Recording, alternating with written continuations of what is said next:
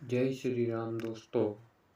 एक राजा था। उसके राज्य में यह प्रथा थी कि जब भी वहाँ कोई शादी होती तो पहली रात दूल्हा दुल्हन को किसी सराय में बितानी होती थी। राजकुमार की शादी हो गई थी। राजकुमार व उसकी विवाहित राजकुमारी सराय के एक कमरे में ठहरे हुए थे। अब राजकुमार को जल्दी नींद आ गई, परंतु राजकुमारी को नींद नहीं आ रही थी। जब इंसान को नींद नहीं आती तो वह कुछ न कुछ सोचता है या इधर उधर घूमता है। सोचते सोचते अचानक राजकुमारी का ध्यान राजकुमार के सिर की तरफ टंगी तलवार की ओर गया। उसने तलवार उतार ली, परंतु जो ही उसने म्यान में से तलवार निकाली वह हाथ से छूट गई और सोए हुए राजकुमार की गर्दन पर गिर गई। राजकुमार का सिर धड़ से अलग हो गया। जहाँ खुशी का माहौल था वह एकदम मातम में बदल गया। पहली रात मुलाकात कोई झगड़ा या कसूर नहीं, वह रोने पीटने लगी। उसने रोने की आवाज़ सुनकर राजा व अन्य लोग इकट्ठे हो गए।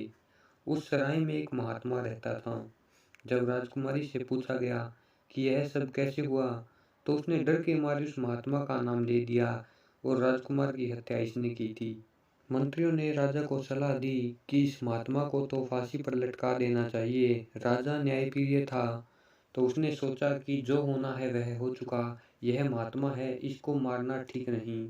और राजा ने हुक्म दिया कि जिस हाथ से महात्मा ने तलवार चलाई थी, इसका वह हाथ काट कर इसे छोड़ दिया जाए।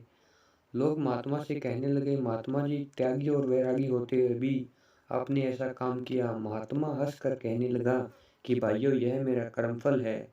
इस जन्म में मैंने यह गलती नहीं की, परंतु पिछले जन्म में मैं एक मौनी साधु था। यह राजकुमारी एक गाय और यह राजकुमार एक कसाई था। एक बार मैंने जंगल में तपस्या कर रहा था। यह कसाई एक गाय के पीछे पड़ा हुआ था और उसे मारना चाहता था। गाय भागते भागते थक चुकी थी। गाय मेरे पास झाड़ियों में जाकर छुप गई।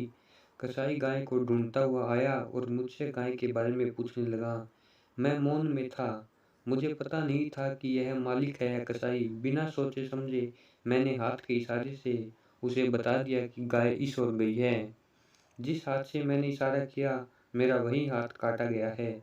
लोगों ने फिर पूछा, यह राजकुमार क्यों मारा गया?